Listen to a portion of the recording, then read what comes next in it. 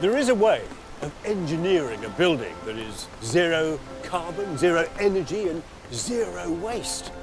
The thing is, it does rely on the rather magical relationship between the sun and the earth. The big question is whether you would be prepared to invest your life savings in a building which is rather dependent on the British weather, which, as we know, is rather unpredictable these days. This is June.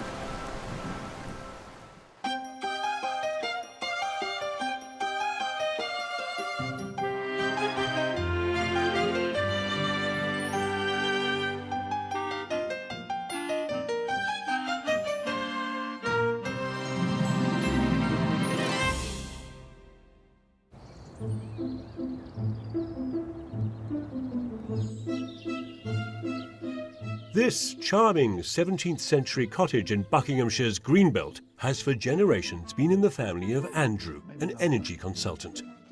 He lives here with his wife, Margaretta, a former midwife, and their kids, Jasper and Imogen. Would someone pass me the salad, please? Oh, thanks very much.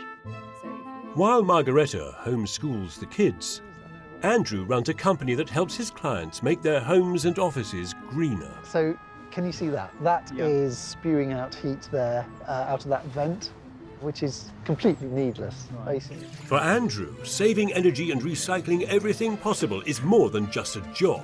It fuels his life. Andrew is an eco-warrior. It affects everything. I am less so.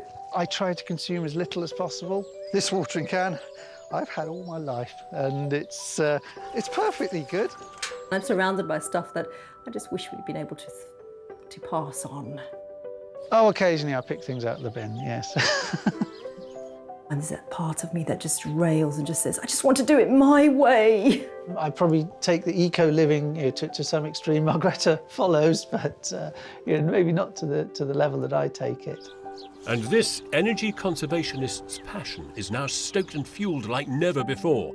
He's risking all he has to build a highly experimental home, the first of its kind in the UK. Our new home is going to be essentially one massive thermal experiment. I sincerely hope that theory does match up with practice, because kind of my reputation's on the line there. And so is his childhood home, because he's selling it to part-fund this venture, although he'll keep 3 acres of his land for the new house, meaning he can also conserve his beloved woods. My dad planted all these trees, and I was literally just a baby at the time, and I apparently helped. But look at them now, eh? They're magnificent, aren't they? It is idyllic, and that has meant a difficult journey through planning for his radical house, the proviso being that it has to blend into this landscape.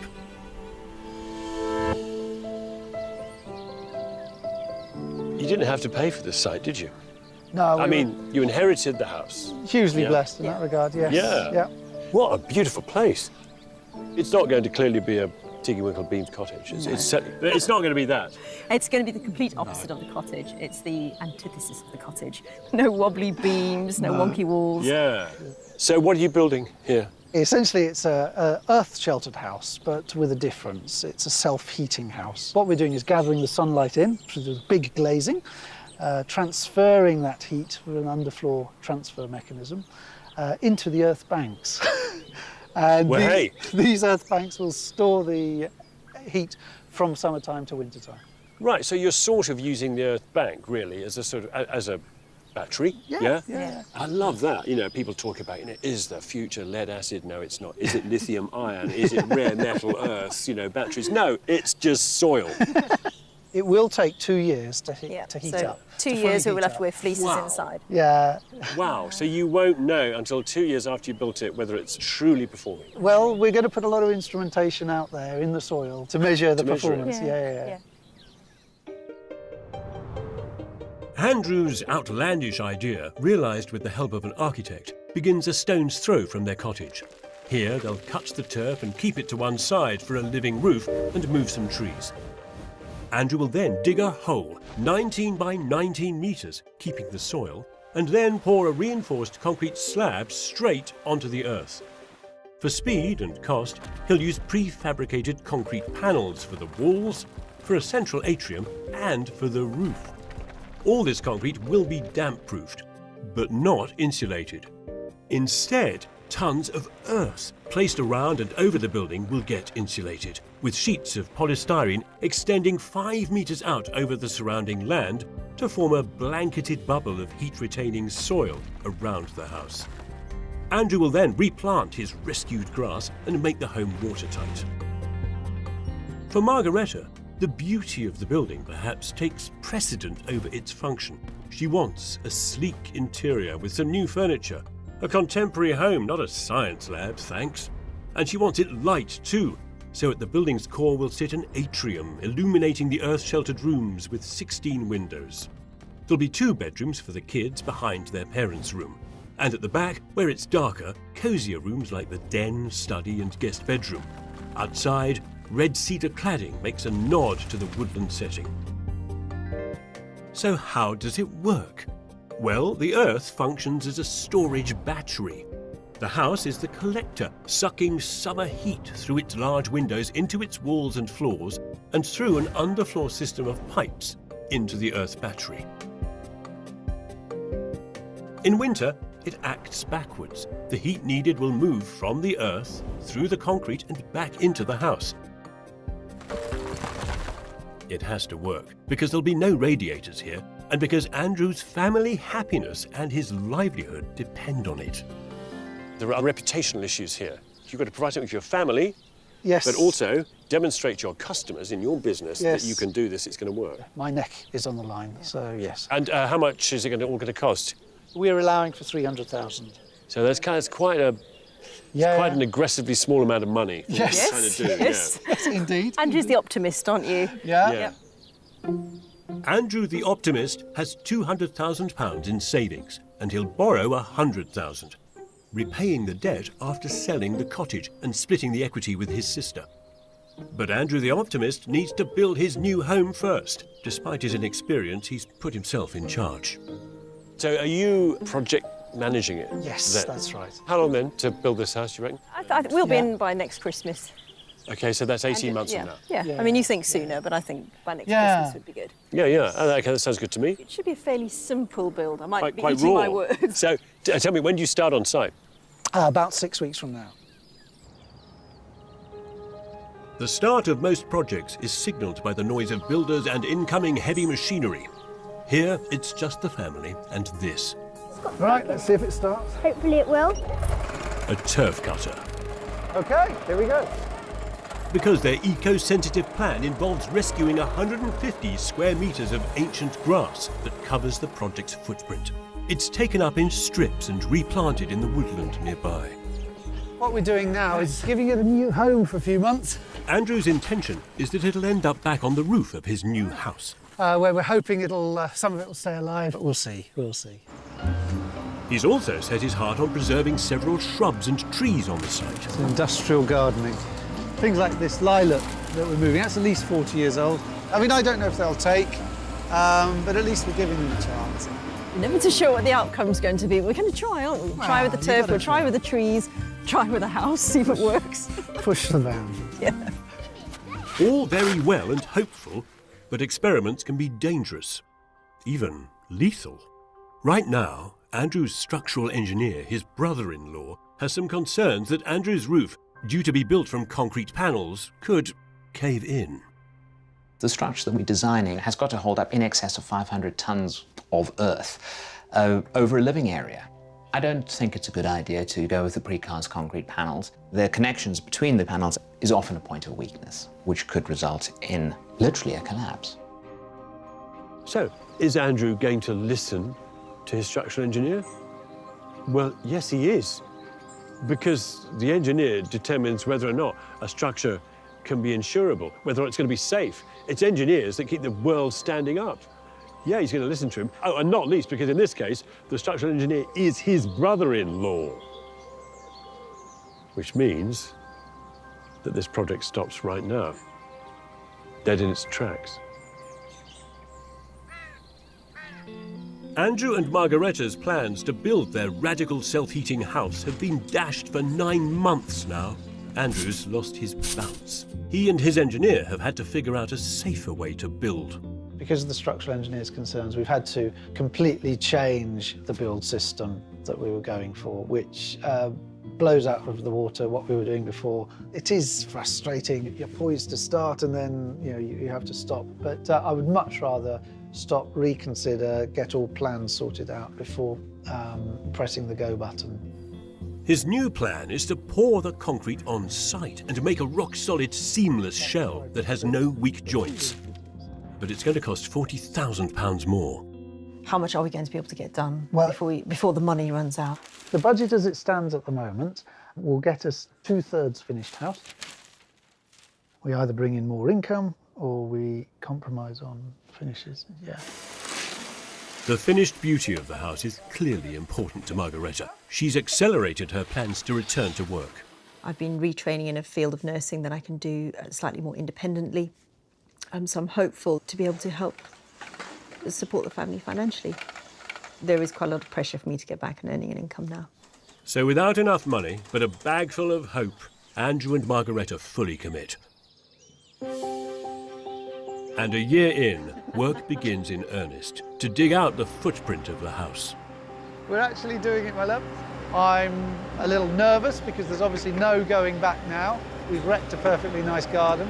And, all you can do is take one step at a time. And this is a very big step. Andrew's house will be submerged, so 700 tons of soil need to be removed. And he needs to keep it all to one side because this earth is an essential part of his central heating. Most of this is going back around the house once we've done the concreting. So we will be ending up creating sort of mini mountain range around two sides of the plot. This urge to push the boundaries of eco-sustainability is practically in his genes. His father, Professor Ian Smith, was a leading light in energy conservation in the 70s. I remember when I was about 7, Tomorrow's World actually came here to this very room and filmed these compressed straw logs that my dad was working on being burnt on our fireplace, basically making a waste product into a useful product. They're researching even greater compression of this increasingly valuable byproduct. He was always doing very interesting things, and I don't know, I just feel that what he's instilled in me is something really important. It's a poignant insight as to why Andrew is moving heaven and earth, risking his career credibility to persevere with his experiment. What about here? Especially given that the scientific data accumulated at this environmental education centre indicates it might not work.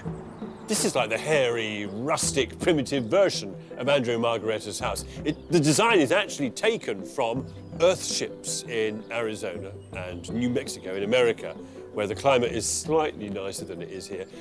But the principle is exactly the same. The sun comes through the big wall of glazing at the front, and that heat, that radiation, is effectively trapped and contained in the heavy mass materials inside the building.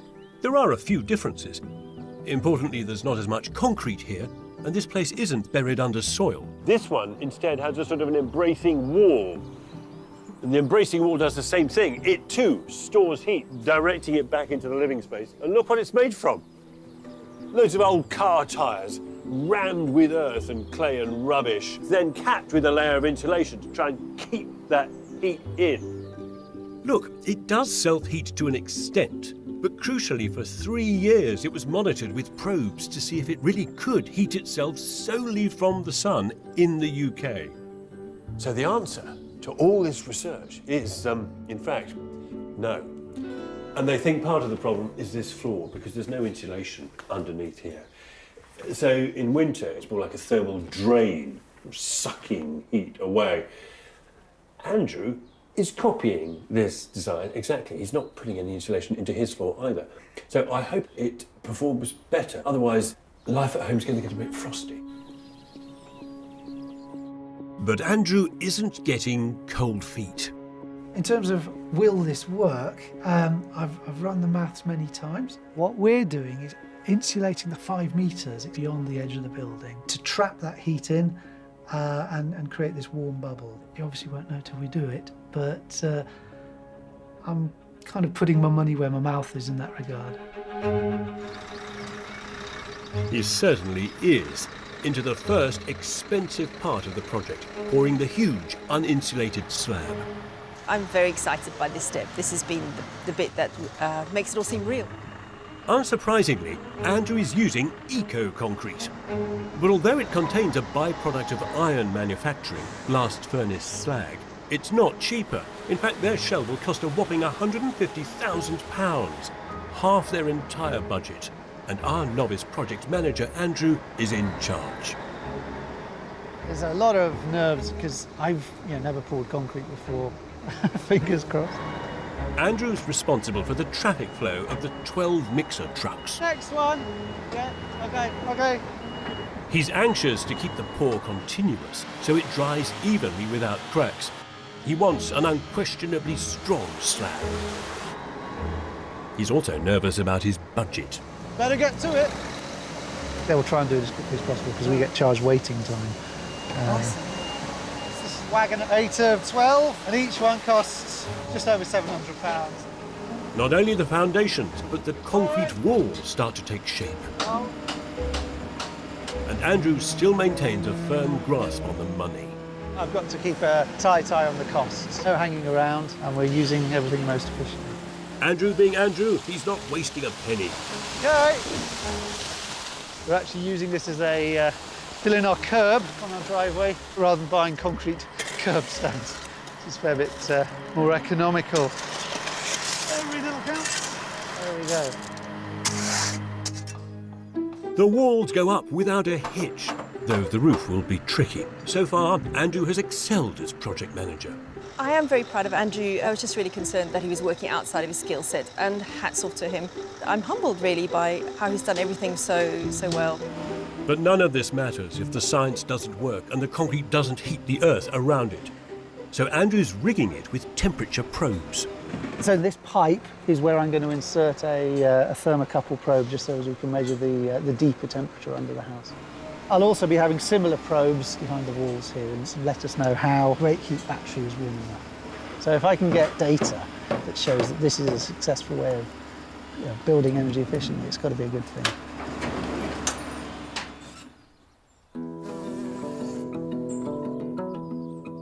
By late summer, 2 months later, they've made real progress.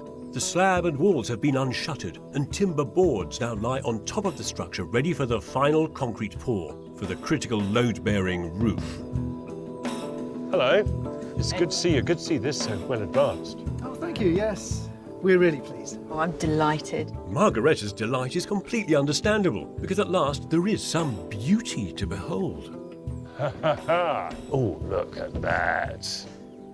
This is the winning feature for me. The whole project is just really functional.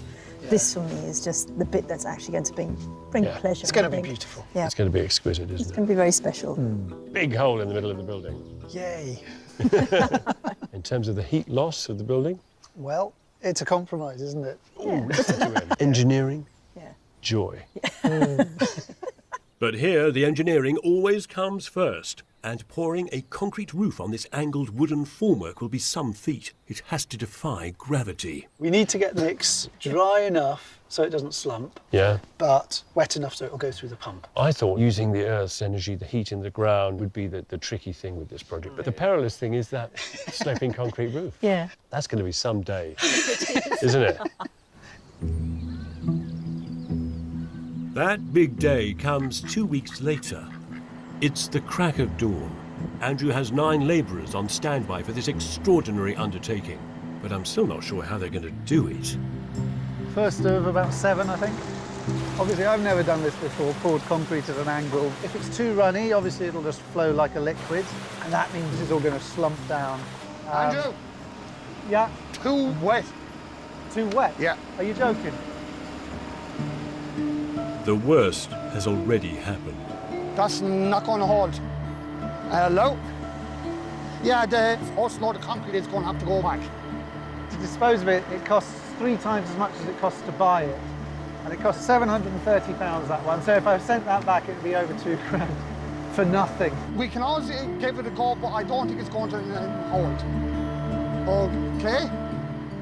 The supplier is adamant that it's the consistency ordered, and Andrew's team don't want to take the hit. They decide to give the sloppy concrete a go. It seems a crazy decision. So it should be thicker. Just flood over the edge. Nice and slowly. Keep it in a bit more. Use the poker now here. The foreman, Brian, throws all his men at the task in hand. That's kind of going up on a bit of a hill there now. Is it okay, Brian? Only just for here, but it needs to be drier. For 20 adrenaline-filled minutes, they fight to keep the concrete in the right place before it sets. They can't really afford to get any more problematic batches. It'll be impossible to control closer down by the edge. It does need to be drier, please. I'm sorry, I'm just a little bit stressed. The all-too-critical next batch arrives. Looks good, hey? It could be. It is drier, but 5 more truckloads are needed for this whopper of a roof, and each one is critical. It's like Goldilocks' porridge, you want to get it just right. It takes 7 hours of struggle, pushing concrete uphill. Nearly there, this is the last lot. Fill in that last little bit. Until it's finished. Isn't that amazing? We'll have to sign our names in it. Don't you dare. It's a relief for everyone, including Andrew and Margaretta's kids, for an unexpected reason. I used to think there would be like earth as a roof, if you know what I mean. No concrete, and then moles fall in. Then I have an umbrella over our bed. And then I realised that it's probably not going to happen. Yeah. Luckily. 6 weeks later, the roof has dried through. So inside, the grid of supporting props has been struck. It's quite some revelation. It's so great to see all the props down. Initially, the building seems a little bit fragile, but the space inside is just glorious. And I can start to picture how the rooms are going to work. While Margaretta dreams of interiors, Andrew focuses his optimism on the next construction phase, his central heating system, made by burying his house. So, what I'm doing here is just, we're putting the first bit of earth on. About 50 tons of earth going on this compartment of the roof. And it's a great feeling because this is the mass that will be storing the heat. And it's earth, it's free. Bit more in the top corner. Free it may be, but he needs a mountain of the stuff. So will his new roof take the weight? If this roof was loaded with way too much earth, it would essentially buckle and could collapse. So he's slowly working with just one labourer, his mate, Mark. It's great to be involved, but it is a big learning curve. You know, you've got to be very, very gentle with everything. Just don't want to drop a huge, great dollop of soil. You know, there's over a ton in those buckets.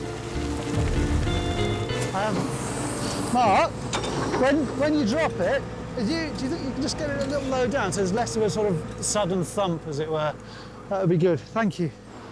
You've got limited view, so you've got to watch your heart whacking the building with it and demolishing it, because they can do a lot of damage, those big orange things. Mark, could you? I can feel quite vibrations in my feet. Slacken it off a little bit. I'm just going to go inside, check there's no ominous cracks or anything. The tiniest crack in his ceiling could become a gaping chasm in the project if it means replacing the roof. If I saw a crack right now, I'd probably cry. In fact, there's no probably. Andrew's right to be alarmed. He can't afford any mistakes. And yet, this is one big experiment with hundreds of tons still to pile on. Andrew, the eco-warrior, has been building his experimental self-heating home for 18 months. His family want to have moved in by now. What do you reckon? For the last week, he's been slowly burying his structure. Thankfully, there's still not a crack in sight. But Margaretta has buckled under their financial pressures. So the ex-midwife has set up a business specialising in medical skin treatments like anti-wrinkle fillers. This works really well with fitting around homeschooling. It's flexible and it gives me opportunity to do both things. With the build, we've got a finite pot of money. Andrew and I have very different ideas about what a beautiful home will look like. In order to get the finishes that I want, I really need to be able to afford them. Her drive is understandable given Andrew's very different priorities. The most important thing in the interior to me is, believe it or not, the heat transfer system, so that we get that working correctly, because then the building can function like a machine. To you and me and Margaretta, this is a house. To Andrew, it's a heat transfer machine. And one unlike other earth-sheltered buildings, he's putting insulation over the top of his earth mountain. Completely weird way of making a building, and it's a really complicated sandwich. What we've got under here is earth, then we've got polythene, and then finally, the critical part of it, which is the polystyrene. The earth around the building still holds some summer heat. Right, there we go. So he's anxious to cover it quickly as it's turning chilly. I've been on this pretty much 7 days a week, actually. The rush at the moment, just getting this, you know, polythene and polystyrene on before winter properly bites, means we can lock in some of that heat. It's going to take 2 years for the house to accumulate enough heat to work fully. So if this year's warmth escapes, he'll have to start from scratch next summer. I really want to get the windows in as soon as possible. At the moment, the wind whistles through the building, obviously loses a bit of heat in that process. Hopefully we'll get them by Christmas. We shall see. But Christmas comes and goes. Finally, the windows arrive, a month late. Yeah, getting this glass in is a big moment. We've waited a bit of time for this. Most houses just need windows for light. Andrew's are a key part of his central heating, and they cost £45,000. The glass is basically a giant solar panel, so it brings in the light and the heat and lets it sink into the thermal mass. It soaks into the ground, it soaks into all the concrete, warming it up slowly, slowly. These panes are double glazed for maximum heat transmission, with an exterior coating to help heat gain and an inside coating to slow heat loss. So yeah, this is the epic one. This one is 3.5 metres long. Quarter of a tonne hanging around. Fitting them is a delicate operation. We don't want to be here with our dustpan and brushes. I'm going to hold it upright like that. Now I want you to move it. Unfortunately, there's a great big pillar in the way, which makes the job more head-scratchingly tricky. It's a very important pillar because it's holding up 100 tonnes of earth, but when you're playing with glass and steel and concrete, you've really got to edge it in. Close, that's very close. All right, you're in. Am I good? That's it. And breathe. Very happy. With the windows in and sealed, the house is at last watertight, and the self-heating can immediately begin. In March, just as the ground is thawing, it's time to retransplant the turfs which have overwintered in the woodland back onto the roof of the building. Grass has been through a bit, back to where it belongs. Hello, Lessie. The roof has been insulated and then covered in yet more soil. The ancient turf is the final weather coat on top. A year ago, this had been 2.5 metres lower before the building was here. I hope it survives at altitude. It does, although it doesn't exactly thrive. By late spring, the grass hasn't quite yet returned to the beautifully luscious sward it once was. At least the house has started to disappear. Kind of. The only telltale sign, of course, is the ubiquitous, the ever-present sign that there is somewhere buried under this house, and that is yards and yards of blue plastic. The pressing question is, however, since it's spring, is the place starting to heat up? You've got a pulley on. It does feel a bit cooler in here, but when it's been cold, it's been much warmer in here than the outside. Slowly going up in temperature. It should be 15, 16 degrees by the end of the summer, which will feel, you know, noticeably warm. Andrew is clearly convinced his machine is already working. I'll believe it when it's the dead of winter. But his faith is born from scientific principles. So this is a thermal camera, so it measures infrared radiation. If you were to just quickly put your hand on the wall, and now just take it away. So that heat has left your hand, gone to the wall, because heat will always go from hot to cold. This whole wall and the 500 tons of earth behind it is steadily growing in temperature. It just radiates softly onto you. The big difference here, though, is that in a conventional house, we put in convection radiators, and they would heat the air in the building. This is straight line radiation. I mean, this is performing like the sun. Exactly, and the warmth was probably put there months ago. Nuts, but clever. Exactly, exactly. Summer 2019 is hot and dry, ideal for Andrew's heat machine, which can soak up its second cycle of sun. This is a great trench. And remarkably, Andrew is laying yet more insulation, not on his house, but extending 5 metres beyond it. Inside, Margaretta is working alone, prepping, sealing and undercoating. For the last 3 months, Andrew's mostly been working on the outside of the house. I thought we'd be inside by now. Just feels very frustrating sometimes. Look at that curve, eh? Yeah, no, progress has been all right. I'm happy with where we are, and I can see us completing the insulation before autumn really starts getting cold. It's really hard because it feels to me a lot like it's Andrew's baby. I don't really feel in control of it. It's not up to me. I'm standing with my paintbrush, painting walls, and not much I can do. It takes another 2 months while the exterior gets clad before work picks up inside. It's October and the partitioning is going in. Andrew's labourers, Kevin and Andy, are both aware that, as in any science lab, there are rules. Please close doors to keep heat in. Told off about opening the doors, but as you can see, it's hot in here because it makes me sweat. We usually open the doors when there's nobody about, but here, come down and close them. I presume because he takes a logging down of temperatures. Andrew enthusiastically takes daily temperature readings from the probes he's inserted deep into the earth bubble around the house. He was just going to have 6 monitoring points, but as time's gone on, I've just wanted to measure in more and more places. I've got about 20 now. It's all good data. It just shows how well the building is performing, because I want to be able to confidently say that we have stored that heat. And I'd like to get that earth up to about 17 centigrade on average. Of course, only by living in the finished house will he prove his theory, if it ever gets completed. 2020 begins.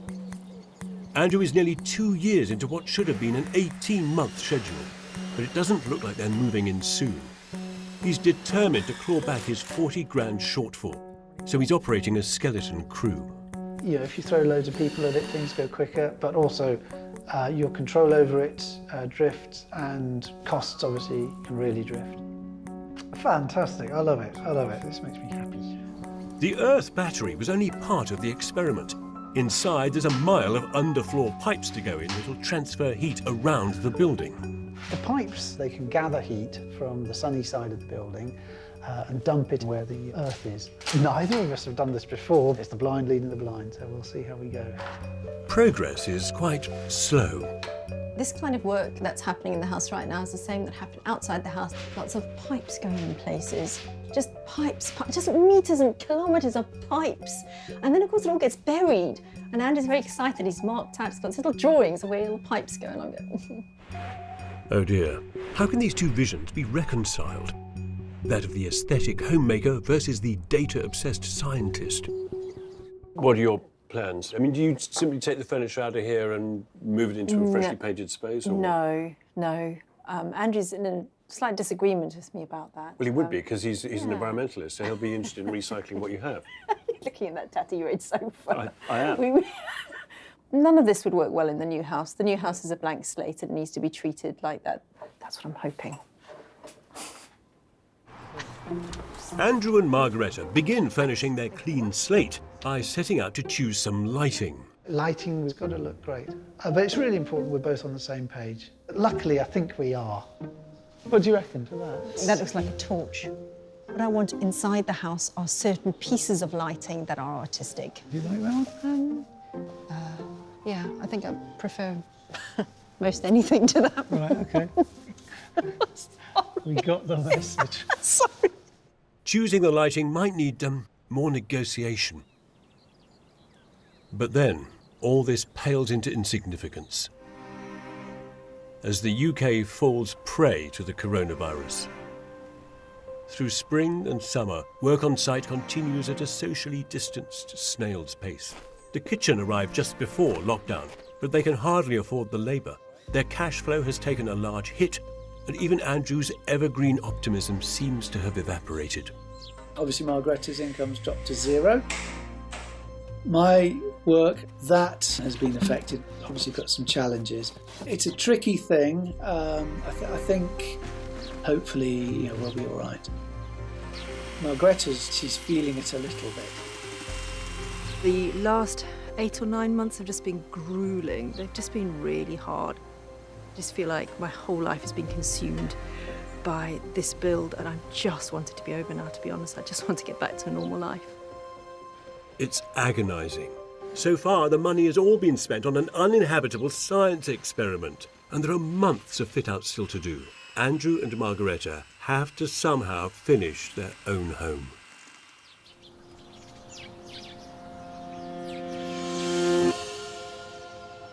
It's winter in Buckinghamshire, in the woodland that Andrew helped his father plant all those years ago. The air is cold and icy. Perfect conditions, in fact, to visit Andrew and Margaretta's radical self-heating house. 3.5 years in the making. This project was never about aesthetics, was it? It was always an experiment. But I am pleasantly surprised. Well, this is really something else. That is sleeker than I ever could have imagined. All that sun-trapping glazing is dazzling, a mirror to a luscious landscape. The oiled cedar cladding, black frames and white stucco are like a throwback to Andrew's youth of the 1970s, as though this were a house his father had built. Although from some angles it looks like it's magically cross-fertilised with a shaggy Celtic burial mound. Wow! Hiya! Hello. Morning. How are you? Well, thank you. You look as shiny and as glamorous as your house. No, Thank you you. are. Well, you do. Sorry. Andrew looks like you're wearing a pullover that's almost as old as your watering can. It's a fair point. This is remarkable.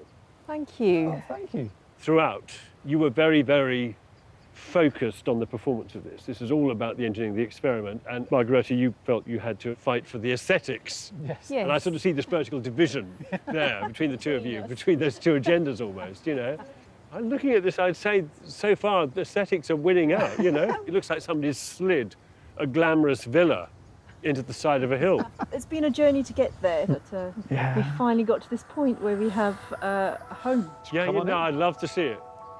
Well, beauty has triumphed outside, but what about indoors? And crucially, will it be warm? I had no idea it would be so finished, so beautiful. It's warm. It's really warm in here. This submerged house is not only toasty, but light and airy. There's none of the claustrophobia I'd expect with a building shoved deep into the earth, because the ceilings slope up to 3.5 meters above our heads.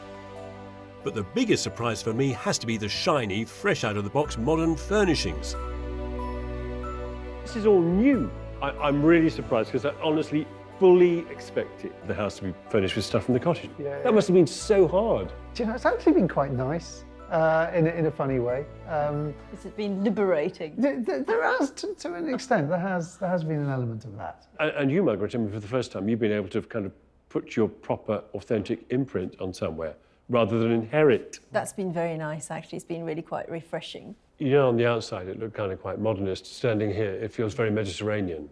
Right. The fact you've got this sort of corridors running around the middle, the central atrium, the clear story windows, the white walls, even the limestone floor, all suggest that you might be in Spain.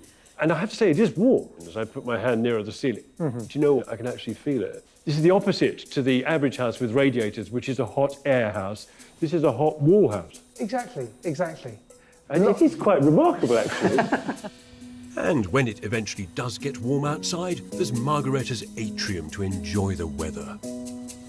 It's very monastic and very special, isn't it? The space I was most looking forward to having, I think, Yeah. in the house. It's a lovely enclosed space with those clear story windows around the top. Really lovely idea.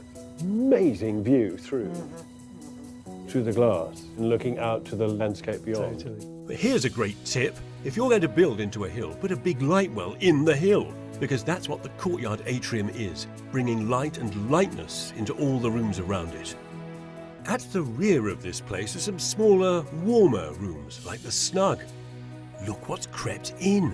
Andrew hasn't forgotten his principles. Oh, the sofa, look!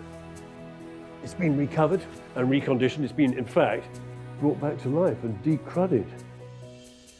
What a marvellous bit of heirloom furniture.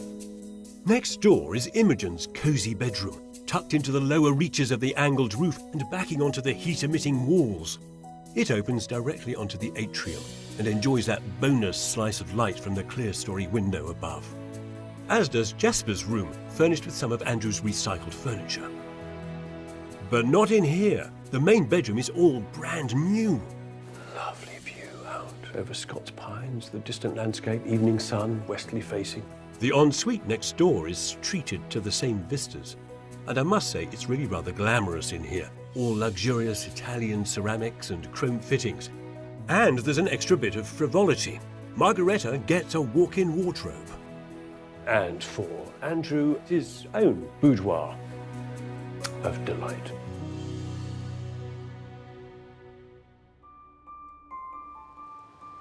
This all began as an eco-warrior's experiment based on the laws of physics.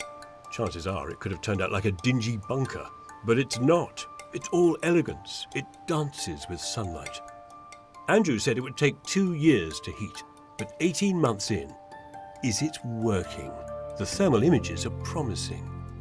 This is the exterior of Andrew's old cottage. The orange flare is heat that's leaking. His insulated new place is letting virtually none out. The contrast couldn't be more stark. And inside the new house, the heat radiating from the back walls is up to 14.5 degrees in places. And it's not just Andrew's data that's looking positive.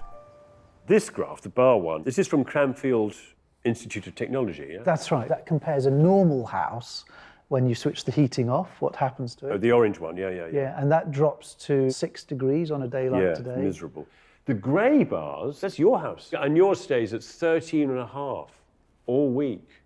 That is remarkable. Because we have hot air houses, they work by convection. 20 degrees or 21 degrees is what you want it at.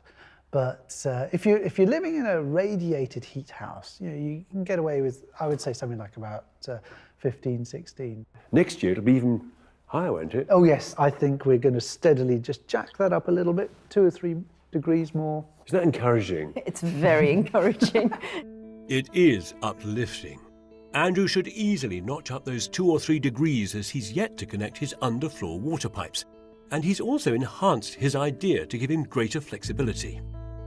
We can boost the temperature in a number of ways. So, for example, there's a wood burner, and the wood burner can feed into the thermal store tank, and then we can send that heat to any one of 14 different zones. So, each room will be thermostatically controlled. It's an unanticipated luxury for such a tight budget. Can you remember how much you started out wanting to spend on this? With contingency 300k, which got blown almost straight away with having to go for the cast concrete approach. Since that point, we've just been very careful, just making really good purchasing decisions. So I think it's going to come in at about 310. Well, that's kind of social housing budget. Pretty phenomenal to bring it in on that money. You must feel quite proud of what you've achieved, the pair of you. It's been a real journey. Just want to live in this beautiful home and just be a family in it. Yeah. And I have to say, I can't believe it's just so gorgeous. So how do you think your father would now think? Yeah. What would be his opinion? I his reckon view? he'd be pretty proud, yeah. It's kind of his thing, wasn't it? He was hugely influential on me, actually, Yeah. Boy, was this one big science experiment. And like all great scientists, Andrew was prepared to risk everything he had on one big idea. Oh, And like all great scientists who like to experiment on themselves, he was prepared to experiment on his family. But that's okay, because the results are in. And the building is a huge success. And I don't just mean thermally, because thanks to Margareta, it is also a delightful home. It's full of joy. The play of light in this place is mesmerizing. And it is warm. I don't just mean in terms of temperature. I mean in terms of what it promises them for their future life together here and for its welcome. No. Tomorrow's world would have been proud.